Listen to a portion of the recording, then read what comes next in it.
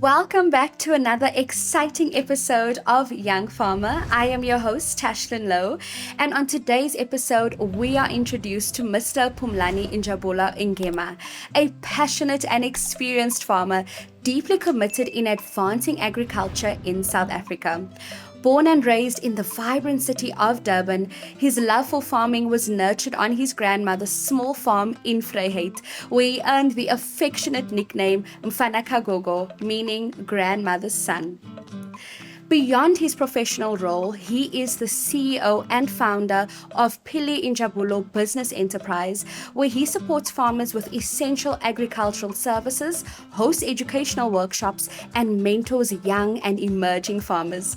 For Phumlani, farming is more than a profession, it's a way of life, a passion that drives him to empower others and contribute to the future of agriculture. Phumlani, we are so honored to welcome you onto the show, and your story is so inspiring. So without any further ado, please tell us more about yourself and the backstory of your passion in farming. Hi everyone from Young Farmers. This is Njabulo Ngema. It's an honor for me to be on your podcast.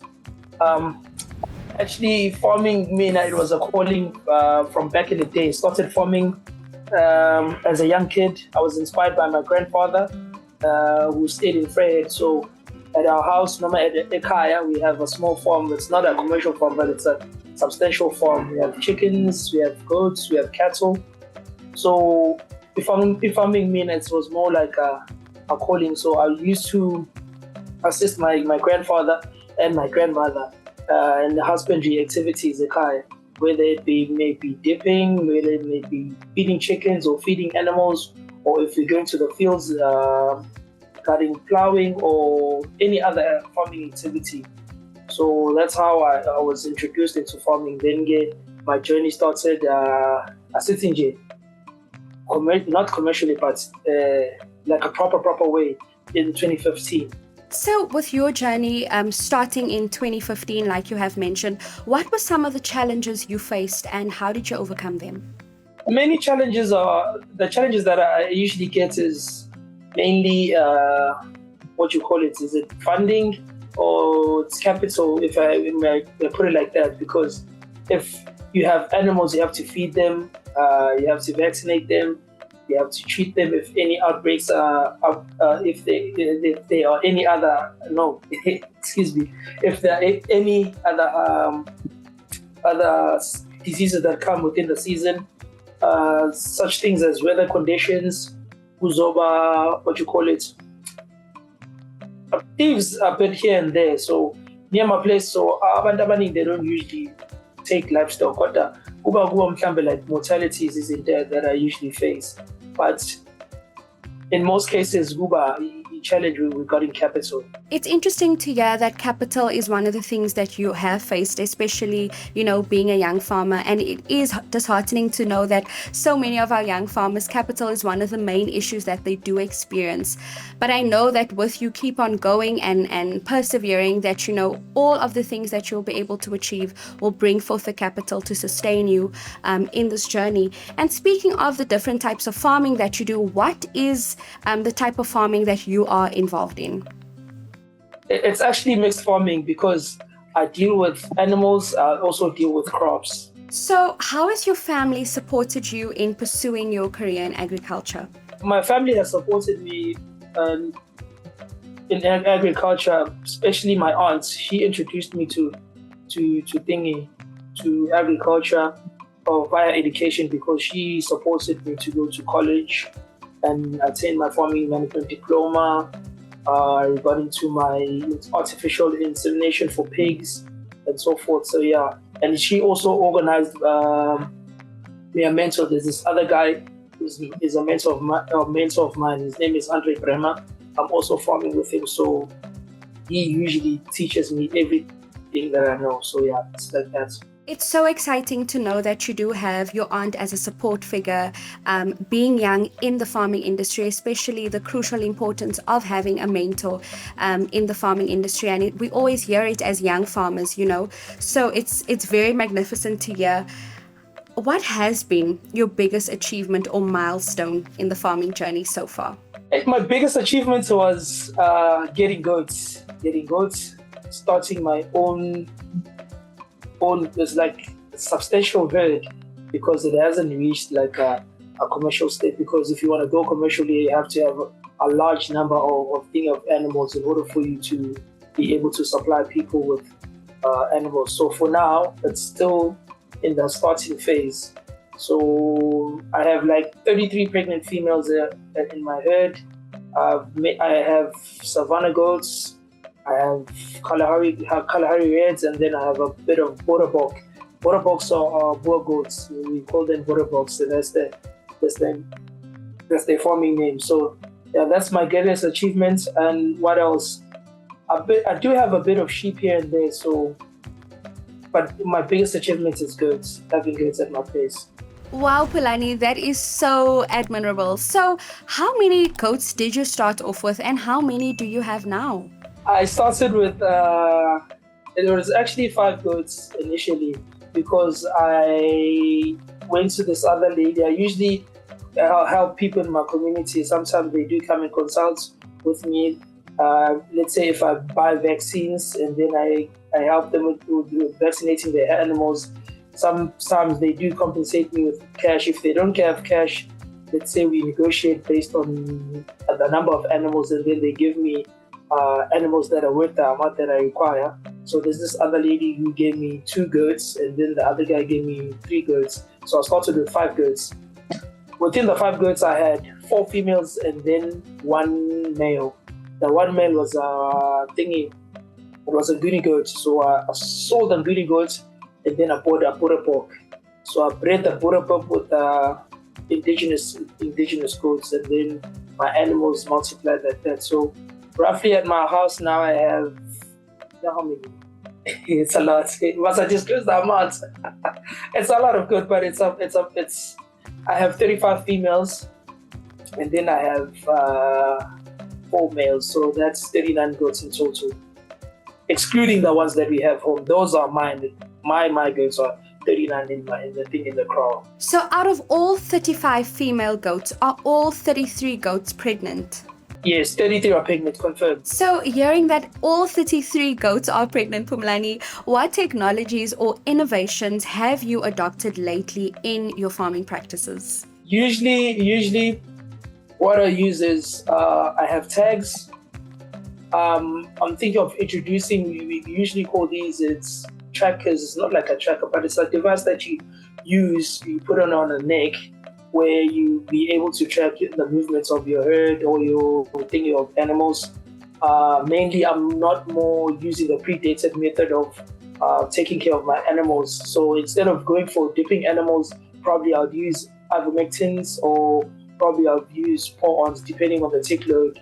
And mainly, I don't block my animals. I usually vaccinate my animals. And I usually attend seminars where it depends, even if it's in any other province. If it's related to animals, let's say there's a farm day in Mpumalanga, typical example, and I'll actually attend to see if they are Border Bok breeders and how do they do stuff. So that's how I seek information and then get those farming styles, and then I try to apply it in my house. And how do you stay informed about the latest trends and best practices in farming? I usually read farm magazines like Farmers Weekly. I also watch videos on a daily basis. There's this other, what is it called? Farm Space. I usually watch Farm Space, Farmers Weekly, and then I attend seminars. Is it Ayanda Makeba seminars or any other person? Or I usually go to my neighboring farms, the neighboring farmers, or probably any other guy. I can name them. So let's say if I want to learn more about tractors, I know there are many guys who are commercial farmers in Vryheid. Probably I'll visit 1 or 2 of them and see how they're farming, or which tractor they have and what implements do they use. If there's a guy who's a breeder who has new genetics within his herd, I'll probably give them a farm visit. Is it a male or female? It depends. That's how I do my research, even online also, and even on what you call these, on online magazines. Yes, so that's how I get my knowledge and information regarding the latest ways on doing agricultural activities. I think it is of importance for farmers to understand the importance of community support, and something that you already have in the bag with farmers in your community, because we do know that this can be such a lonesome journey that you have to take by yourself, but also you just taking the responsibility to go out and find out more information about that. And speaking on having community, and speaking to other farmers in your community, are you part of any WhatsApp group where young farmers exchange information and support each other?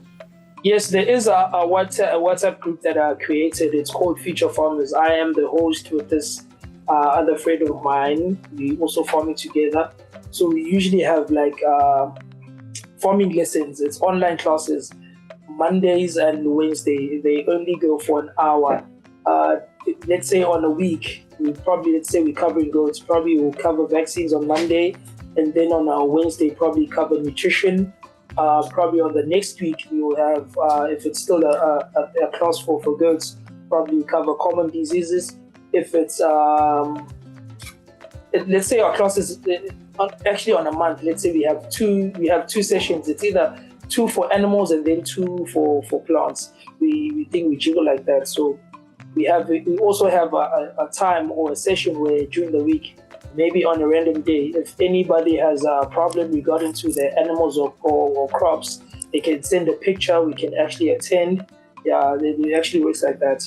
So Phumlani, with all the challenges and the trials that you have overcame, if you could ask for any help in your farming industry, what would you ask for? If I had to ask for help, it would actually be finance, capital, and actually land, because land is a problem. Yes, I may have animals at my place, but remember, if the numbers go up, there will be a shortage of land. So, like a proper farm, or if I had to get a chance where the government or any other private investor would actually invest in me, and they'd be like, okay, Njabulo, here's a farm. Probably is it 500 hectares, or that's a typical example where I can actually take my animals and put it there, and then probably get tractors and then any other working implements to run the crop section. Then it'll be a thing big up for me. So it's something like that, yeah. So it'll be actually capital and a bigger place, like a farm, like a proper farm. So obviously you have mentioned right now that capital is one of the biggest issues that you are facing, but we do know that there is also money in farming. So once you do, God willingly, get the support and the help that you do need through capital to expand and extend, let us know, is your company profitable? Is there money in farming? Yes, there is money in farming. Produce and the quality you have. A typical example for me, my dream or my goal is to breed, it's not like beef goats, but those meaty chunky goats, in order for me to enter the market with regard to goats. For cattle, there is profit in buying. It's a long term.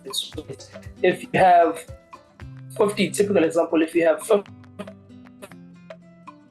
it will take it. So you can't expect to start a farm or start a project with 10 cattle and be able to supply in the market. So in order for you to make profit, you need to have the numbers, you need to have the right breed, and you need to have quality animals in order for you to produce and sell animals which will be in demand and which will make you have money later on career. So Phumlani, what companies do you supply? At the moment, I'm not selling anything.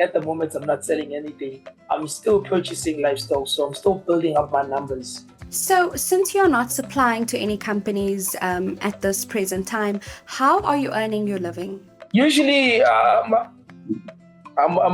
working at an agricultural college in Tulundi, so I'm a farm manager there. I'm also working my side hustles and a thingy on my weekends. So I usually attend farms and I'm also farming with my mentor. So when my mentor goes to plant in any other farm, is it his friend's farm or any other farm, so he usually takes me. I usually operate the tractor. Maybe is it disking, plowing, ripping, or any other farming activity? Is it injecting animals, vaccinating, treating sick animals? We usually do those basic animal health practices. So that's how I get my income. So, Phumlani, what advice would you give to people who would love to start farming? The advice I'll give to young upcoming farmers is that, guys, in order for you to be a commercial farmer, you have to start somewhere. So you should get your 9-to-5 job. Focus on what you like, whether it may be goats, chickens, or any other farming activity, whether it's crop or animals. If you like crops, then save money and then get land. Once you have land, you have everything. Land is what you call it. It's the ideal tool to make your dreams come true. So if you have land, then you can start your own projects. Save money, get a mentor. After getting a mentor, attend seminars, attend farming thingies, what you call it. It's not trainings or farming trainings or farm trainings. It depends. And then after that, once you have your capital, start small. When I say start small, if it's animals, if you want to enter the beef thingy section, get 2 quality cows, and then save on money to get a proper bull. If you want to start small, get 2 females, and then get 1 male for goats. If you want chickens, save money, build a poultry house, have everything, buy vaccines, have feed, do your market research, and then start within your community. That will be your first market. Once you grow, then you can enter the commercial market. Thank you so much for that sound advice, Phumlani. And I do hope young farmers are hearing that. Start small in order to make it big. Do your research. You don't need to start big. Just start. And what is the most funniest moment you have experienced on the farm? Because these are animals that you deal with on a daily. And I know we can experience such funny, laughable moments. So please share some of yours. So it was my first time even touching a horse. It was like, hey, this is when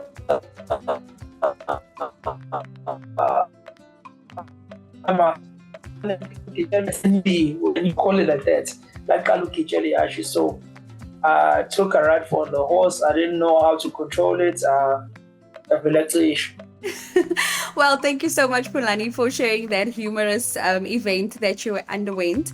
So how can audience support you or connect with you, whether through partnerships, sponsorships, or purchasing your products? Please share your social media handles with us.